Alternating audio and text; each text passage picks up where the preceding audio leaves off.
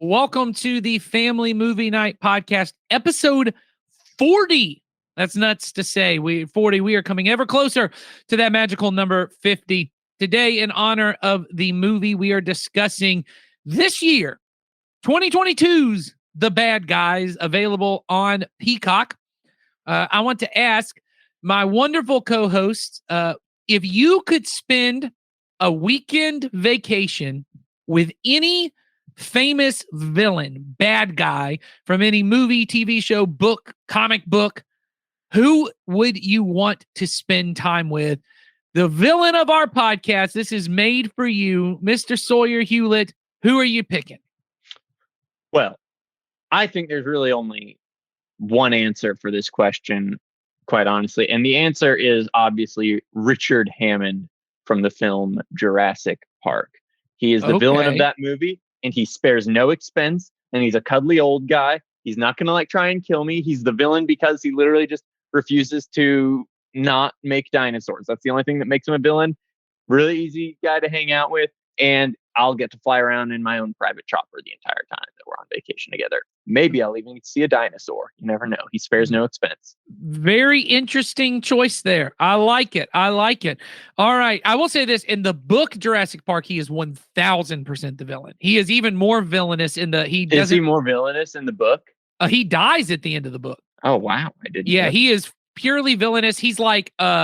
I remember at one point... I've never even read the book, so... Oh, the book is great, and it's pretty different from the movie, but it ends with... They end up firebombing the island. So that's how that one ends. But in other news, Donnie Dorsey, hero of this podcast. Donnie, who are you going with? I know it's anti everything you stand for to spend time with a villain, but who are you wanting to spend time with, man? This is going to come as a shock.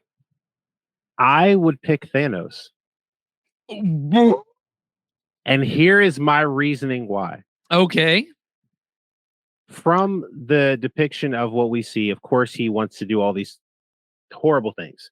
But there is a certain level of intellect that he presents to things. That the conversations would be very enlightening. Like, it would be the counter to everything I am. And I would go, and I'd be able to, because it's almost that idea of having the devil's advocate right beside you to be like, hey, we should do this. And I go, why? And they give you a reason. You go, that's a perspective, you know? I think Donnie is saying he might be swayed into snapping half of life out of existence. I think Donnie just might have, that's a pretty big heel turn right there, my friend. Yeah. I'm sorry. I feel like you can't be the hero and be saying, Thanos. That's breaking up the shield right there. That's a chair to the back. Yeah. Well, of course, my answer to this question is the greatest villain of all time is Sawyer Hewlett himself. So that's who I would spend time with.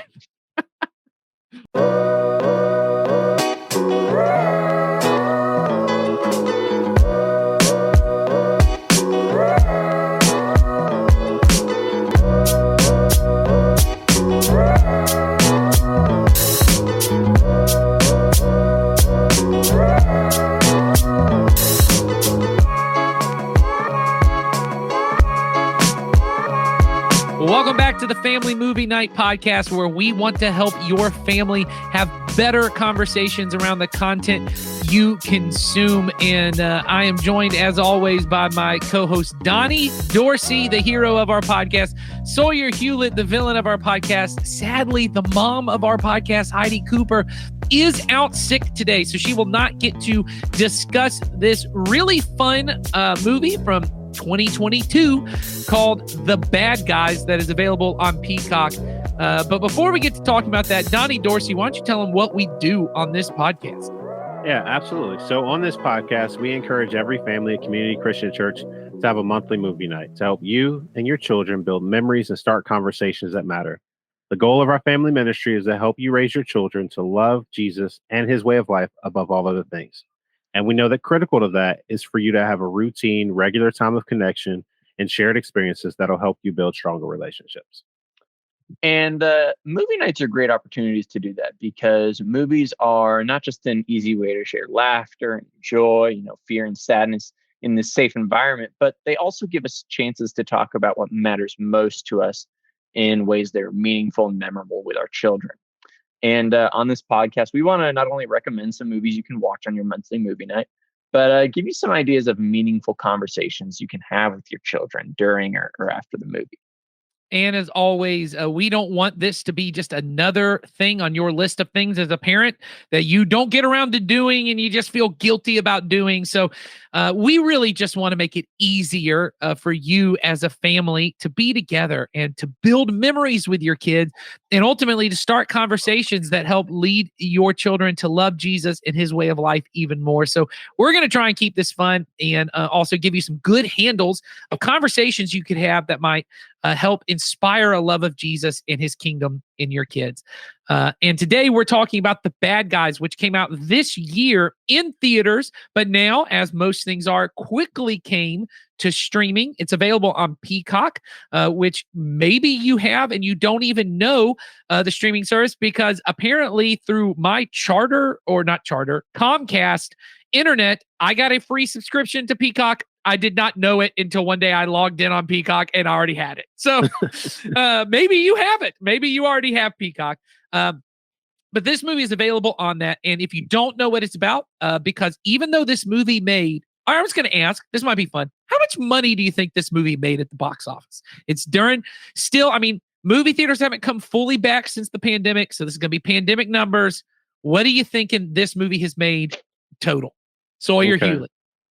I'm gonna guess. I'm gonna guess it made $100 million. Okay, that's about where I would have put it too. That is incorrect. Donnie, where you put? I'll tell you this much: it is higher. I was gonna say, well, because of the fact, and this is worldwide. I will say this is worldwide, not domestic. It has a lot of notable characters in the sense of like visual. I'd say somewhere in the range of like 300 to 400 million. Okay, not that much, but this movie has made $245 million. Which for an animated movie is a good amount of money, and during a pandemic is huge. So I didn't know anyone else who went to see this in theaters, so I'm a little shocked. My family went to see it. We loved it. And had a really good time. If you don't know what this movie's about, here's what it's about. After a lifetime of legendary heists, notorious criminals, Mr. Wolf, Mr. Snake, Mr. Piranha, Mr. Shark, and Ms. Tarantula are finally caught. And to avoid a prison sentence, the animal outlaws must pull off their most challenging con yet, becoming model citizens. Under the tutelage of their mentor, Professor Marmalade, the dubious gang sets out to fool the world that they're turning good. So let's talk about this. I went and saw this in theaters and had a really good time, but it was actually the hero of our podcast, Thanos-loving Donnie Dorsey, that brought this to our podcast and said, hey, it was let's a snap talk about decision. this. Yeah. That's rough. Donnie Dorsey, tell us why you thought this He is a dad, ladies and gentlemen. That is true. A dad. He gets a pass on those. So honestly, why did you think families would like this, Donnie? I think it's one of those things where I think you go in with one perception, and as you're watching it, you slowly, I won't even say slowly, you quickly grow to love the characters. Because they have a certain level of charisma, they have a certain level of like they're good, like they speak well, so things are, and there's a lot of entertainment value there, like with their interactions with each other, their personalities. Like, I mean, for some animated characters, they have a lot. They fill a lot of space with their when they're on screen. I agree. And I will say this for the voice cast, normally celebrity casting stuff in animated movies is almost always a bad decision. In this movie, the voice cast is actually pretty strong. I was a little shocked at how good they were at creating characters. Obviously Awkwafina is just a knockout every time she's in any voice acting role. But she's on a roll. Awkwafina is just awesome. She's been in multiple movies that we've covered. Like she was in Crazy Rich Asians. She was also in Raya, The Last Dragon. Yeah. Like she's tearing up. We the need to box do office the farewell next. Yeah. Zazie Beetz is also in this and is pretty fantastic. And She's great. She's my favorite character in the movie. yeah, Richard Ayoade, who is the villain in this, he's got some voice acting credentials and always is pretty fantastic. But I'll say the person who stand out for me is Sam Rockwell. I was not expecting him to be he is not a person I think of as his voice being his strongest attribute, but I think combined with the animation, the wolf character is really funny, and a really interesting, just really interesting choice all around. But Sawyer Hewlett, the villain of our podcast, what did you think of this movie? I mean, this movie should be right up your alley, man. You're a bad guy yourself. I like this movie. I really liked it. It does what every family movie that comes out in 2022 almost always fails to do, which is show our characters doing their jobs well. Okay. Yeah. The movies, I agree. especially we talked about this last week with Finding Nemo. The opening scene is so instrumental to the movie, and it threads that needle throughout the rest of the movie very effectively, because we get to see these characters kind of at their apex, like doing their job well. And even so I love that first scene, but then there's another great scene that kind of launches the second act where they're pulling another heist and everything is kind of going wrong. And eventually it does end wrong, but we get to see these characters actually be tested now. The first scene, they're just out like flexing almost. Whereas the next heist that they do, they get tested a bunch and they're getting like their backs broken. And yet they still kind of pull it off. And it's this really great sequence where we just get to see these characters like doing really well. Awkwafina is just awesome in that scene, her character. So I really enjoyed this movie. I really, really enjoyed the surprising amount of intrigue that this movie has. This is a very, and I don't mean this in a bad way, like I honestly, like I usually do. This is a very plotty movie. There is a lot of zigging and zagging that goes on that I really like, and it's kind of just a really, really fun adventure. The humor doesn't work for me a lot of the time, but I'm also definitively not the target audience for the humor in this movie. Sure. But the adventure stuff, I love all the adventure and all the heist stuff. It's awesome. Yeah, I think it's one of the better caper heist movies that we see. I bet there's like 4 heists in this movie. Yeah. And they follow all the good rules of a heist. You get the planning scene, you get the execution, you get something goes wrong, they have to improvise. You have all of those kind of things, and they just really work. And so yeah, I agree. I think this is good for almost any age. Older teenagers probably not, but I bet even middle schoolers would like this because there's enough for boys and girls. My girls loved it. They think of it as very much I think a little edgier in their minds, even though there's nothing edgy about it, but because it's about bad guys and they're doing bad things, they really liked it. Donnie, what were you going to say? I could tell you were going to say something. Like I was thinking about it because I think there's a book that talks about like the 3 little pigs from the other side, from the wolf's perspective. Oh, right. And like, it's kind of like one of those kind of things. And it's a really good book. Like, and so like in this whole idea, I love like what Sawyer's talking about. It's like, I love the way they seamlessly did all the things they did. Like the plots were seamlessly like going from one to another and connecting. Like they did such a good job of not giving away a lot because they had so many plots that could have sent you different directions. And like, you didn't, like, you kind of felt like you knew, but then something would happen. You're like, oh, that's not where I thought this was going. Well, it's really a heist movie for kids. It's not a kids movie that features heists. Like all heist movies are that way, where you start out with one thing and then it's twisty. I mean, that's the nature of these kind of pulpy movies. And I think it falls in line with that. I also really like the animation. There's a lot that, I mean, this is DreamWorks, and they are cribbing a little bit of the Spider-Man Into the Spider-Verse animation style, but I think it works in their benefit in this movie. I think this is a book series, and so I think they're trying to capture that kind of feel. I understand that very much like the How to Train Your Dragons books. The books are pretty different from what the movie ended up being. Okay. But anyway, still a lot of fun. We think your family's going to have a good time with it. But the other reason we wanted to talk about this, we think there's some good conversations that could come out of this. And those conversations really center around the theme of this movie, which is how do we as believers, once again, we're talking to our kids as this is the way of Jesus, that we move past labeling people. In 2 Corinthians 5, Paul says that we no longer consider people from a worldly point of view. We don't look at people as rich or poor, bad guy, good guy. We don't look at stereotypes and prejudice, and we don't look at ourselves through that lens, right? Because a lot of our kids have been labeled when they go to school. If you've kind of acted out a few times or gotten in trouble a few times, you might see yourself as the bad kid, or maybe you see other kids as the bad kids. How do we teach our kids to be people of loving acceptance? And we think this movie gives us a chance to kind of see that because, well, let's just get into that. So, Donnie, talk about the movie for a moment and talk about how does this movie bring up the idea of wanting to move beyond being labeled as the bad guys? Yeah, I think one of the key parts is, when you come into this and you see that, you introduce all the characters and how they interact, and they all have, their specialty, but like, the label of these particular things is like, I love how they introduce like the big bad wolf, because that's the thing that connects people. They understand, oh, the big bad wolf was a bad guy.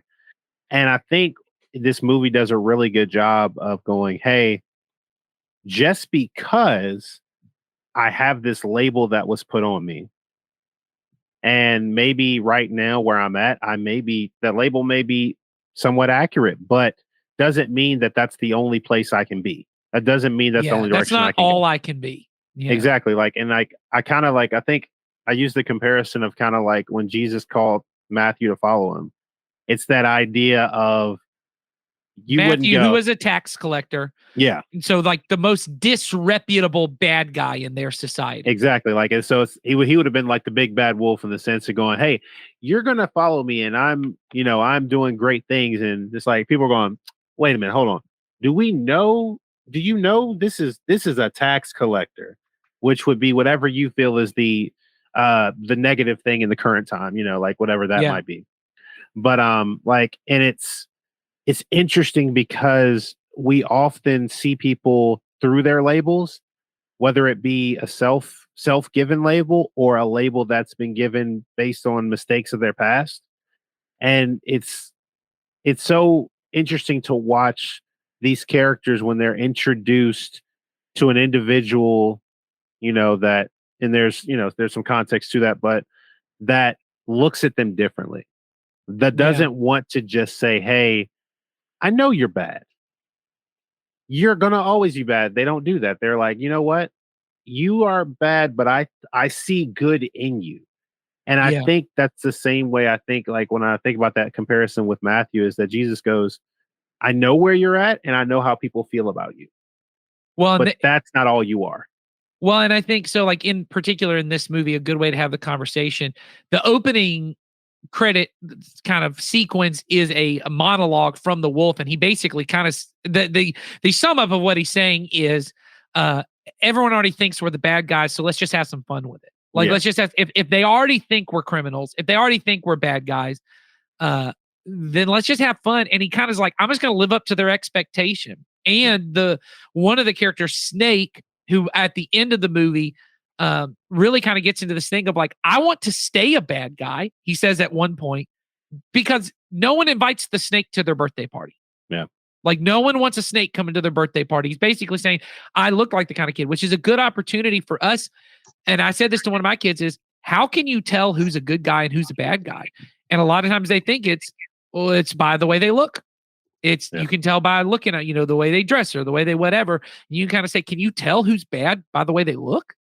And be able to talk about the way that we criminalize certain groups of people because of their skin color or because of where they come from or because of any of this, and be able to say to our kids, we're not going to judge people by those kind of things, because that's kind of what brings out in both the snake and the wolf. There's this, I want to be a bad guy. But what kind of shifts it for them, and at first it's being used against them, right? This is the spoiler alert, but Professor Marmalade, which if that shouldn't tell you this guy's got more going on than that, he turns out, and you can tell, I mean, was anyone really shocked Professor Marmalade was a bad guy? I mean, I'm pretty sure Richard in The Mandalorian, doesn't Richard Iode play a robot that literally turns bad in the third act of an episode? Yeah, like he's pretty much always a bad guy. But I just mean even the character himself. Evil. Yeah, he is like world renowned in this movie as being like a good guy, like a trustworthy, and you're like, okay. And he's using that against the bad guys. But the way that he does it is we find out at the end of the movie, he dresses up as an old lady and to steal this prized jewel.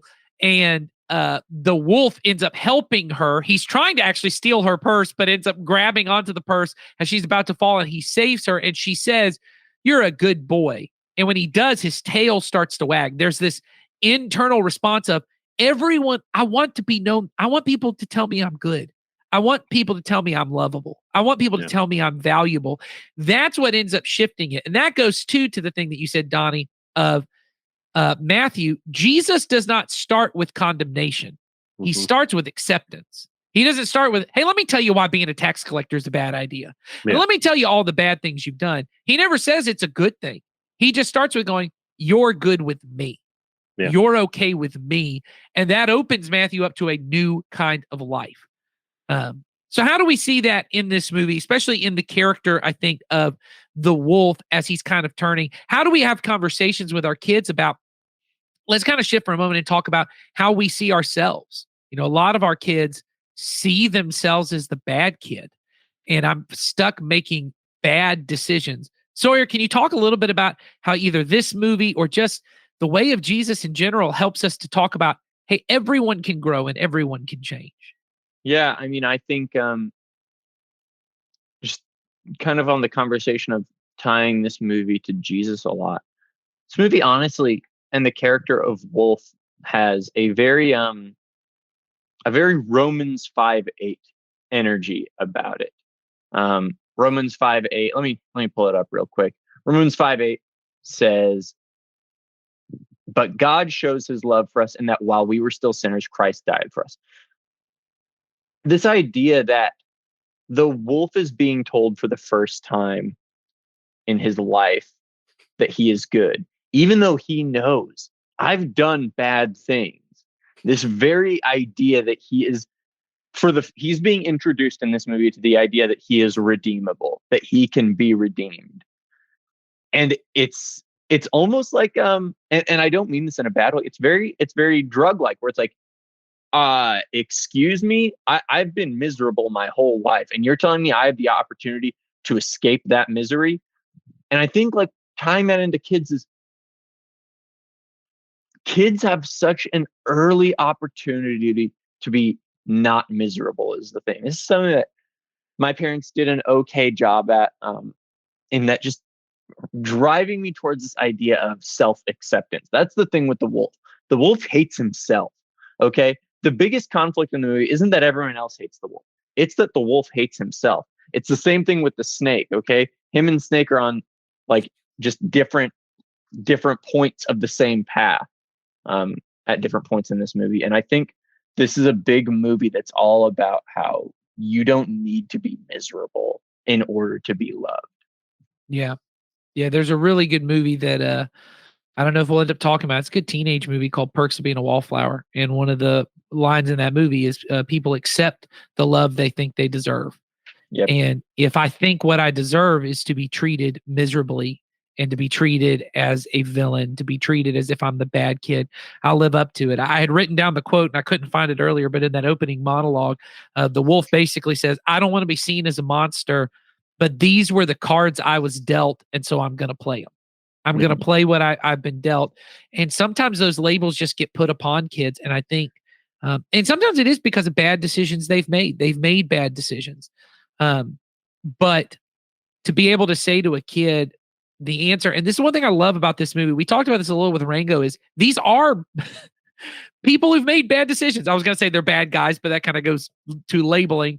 But these aren't, hey, if you just change the way you see yourself, you'll get fixed.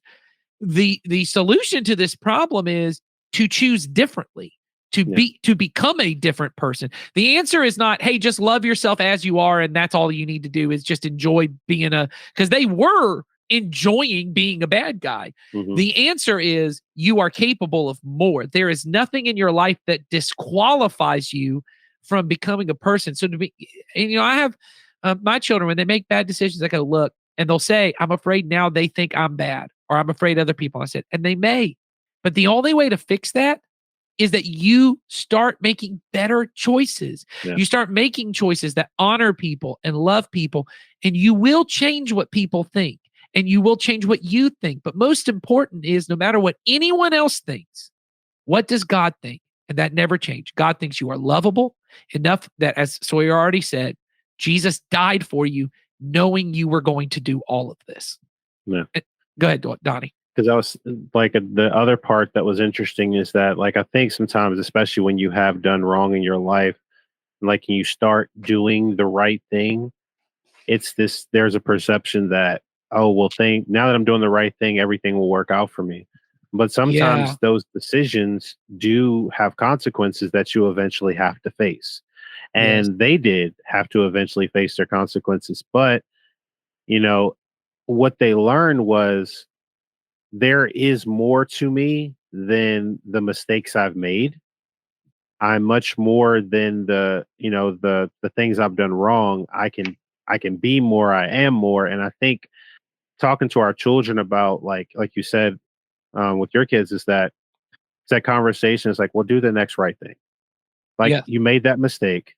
That's not all you are. Like, you're not just a collection of your mistakes. You're a collection of decisions that you've made, and now you have an opportunity to make better ones.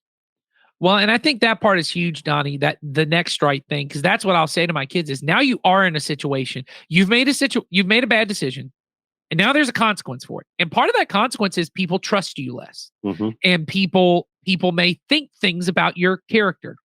So what's the next right thing to do? The next right thing may actually be, you have to go over and above on kindness and gentleness and obedience and all of these kind of things. You have to go more than you would normally do, because you're trying to earn back trust. You're trying to earn back a relationship because you've damaged the relationship.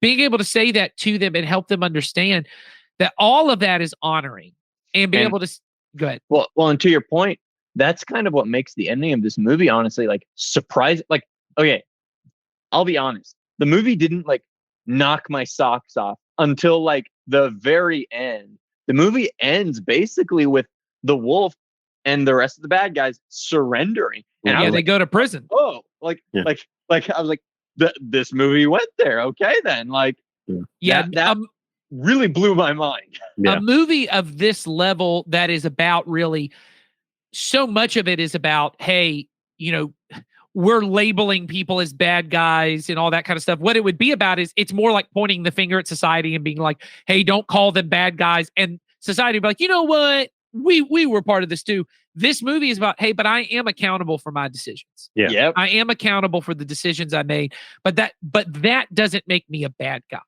Exactly. And taking the consequence, being accountable, makes me a good guy. Because there's this feeling of, if you were a good guy, you wouldn't go to prison. But in this sense, you did a bad thing, but because you're a good guy, what a good guy who did a bad thing. I mean, this is the kind of complexity, but a good guy who did a bad thing, what they would do is tell the truth, take the consequence. And that is what a good guy would do. Not go, hey, I've now changed, so you can't hold me accountable. Exactly. And I think that's huge to our kids to be able to say, because this is the complex part. I don't think our kids can understand it. I'm not sure I understand it. But when we say things like, being a disciple means doing everything Jesus would do if he were living my life, we're not saying if Jesus lived my life forever, because if Jesus lived my life forever, he would have made totally different decisions than I have. But what if Jesus took over the life of a person who had done criminal things? What would Jesus do in that context? Well, it may be turn myself in. It may be, or what if Jesus had hurt someone he loved? Now, we know Jesus wouldn't, but what if Jesus took over the body of somebody who had hurt someone he loved? Right? That's the consequence. Because there's this feeling, I think, sometimes, which is what I really want, is to not ever have to apologize to someone. Yeah. And, Jesus never had to apologize, because Jesus never made the decision that he would have to apologize for. But you have. And now you're letting Jesus take control. So Jesus would apologize, because that's the most honoring thing to do in that situation. And that's a little more complex. But being able to say that to our kids, what would Jesus do if Jesus hurt someone? Which we know he wouldn't. So anybody's coming after me, not saying Jesus would. I'm saying if Jesus was in that position, what would he do? We know he would do whatever honored the person the most. Yeah. I'm trying to like, that's something I want. Like I'm working with my kids on the idea. I'm working with me on that. Well, and it's through them mostly Yeah. for me, like, because like, it's that idea of accountability, like Yes. for what the actions that you take, it's like, you know, because there's this mentality of if I say I'm sorry, that means we're square, we're good. It's like, yes, we're good because you have acknowledged that you've done wrong, but there is another step to that in being accountable for the wrong you've done. Like, and sometimes it's ideas like, okay, well, maybe you hit your sibling. It's like, yeah, you apologize, but that doesn't change the fact that you crossed a line Right. and should be held accountable. And it's like, okay, since I did this, I probably shouldn't. And so when you get your consequence, accepting it and going, you know what, you're right. I'm sorry. You Yes. know. Well, and I think what's huge too, and this might be shifting gears a little bit to even talk about the villain here. We've talked a lot about, okay, there are kids not judging a book by its cover, right? Mhm. That's kind Yeah. of our first part of our thing of your kids telling them, like, hey, don't just assume you know who's a bad guy because of stories you've heard. Get to know someone, right? The second part, we said, hey, how we change our view of ourselves. But the final part is this: the villain in this movie is a good guy by Yeah. all reputable sources. He is the person. His reputation says he's a good guy and he follows all the rules. And what I love about this was be able to say to my kids, just like you can't judge who's a bad guy because of what they've gotten in trouble for, you can't judge a person's character just because they follow all the rules. Because this is the truth. There's a level of which when I see myself as the bad guy, there's bad things that grow in myself. But there are just as many bad things that grow in me when I learn, I think, well, I'm a good guy. I do everything right. Judgmentalism grows in that. Pride grows in that. Deceit, because then I want to hide any bad thing I do. All of that still grows in a person who's labeled as a good guy. And there are people, being able to say this to my kids, and I said this to them, that guy's, they said, well, he's actually nice. I said, he is nice. He's not kind though. And there's a difference between being nice and kind. Nice kids are the ones who know how to be polite and know how to say things in front of the teacher that makes everyone think they're good and they do all the right stuff. But behind the back, they're really doing things to make other people look bad or to make themselves look better than they really are. I said, that's not kind. Kind is nice is when you follow the rules. Kind is when you do something for the good of someone else. And I said, we want to be kind people, even if it's not very nice. I said, because let me say this. If you knew a friend of yours, I said, what if a friend of yours came to school and they smelled really bad? And I said, and you knew they forgot to put deodorant on. And I said, would the nice thing be to do, tell them, you smell great today, don't feel bad about yourself? Or would the kind thing be able to go, hey, dude, you might want to go put some deodorant on? And they said, well, I don't want to hurt his feelings. I said, isn't it worse, though, to let him go around and let everyone else think bad things about him? Isn't it more kind to say, hey, you're my friend and I want to tell you the truth? And obviously that gets into more things. When I know my friend's told a lie, when I know my friend's done something, it might not be nice and polite to call them out on it, but it's kind. And this is a guy who's nice and polite, but he's evil. And that's when Jesus gets to, you can know a person by their fruit. And I think just like we would say to a kid, hey, what you need to be focused on when you're building friends and who builds into you is, it's not the people who are getting ahead, the people who make good grades, the people who know how to say all the right things and they never get in school suspension. Those are the kids we want our kids to hang out with. But sometimes those are some of the most cruel, mean, judgmental, critical people. The people who have learned how to play the game and not get in trouble, and secretly they're causing lots of trouble. The people we want to say to our kids is, look at their character. Are they honest?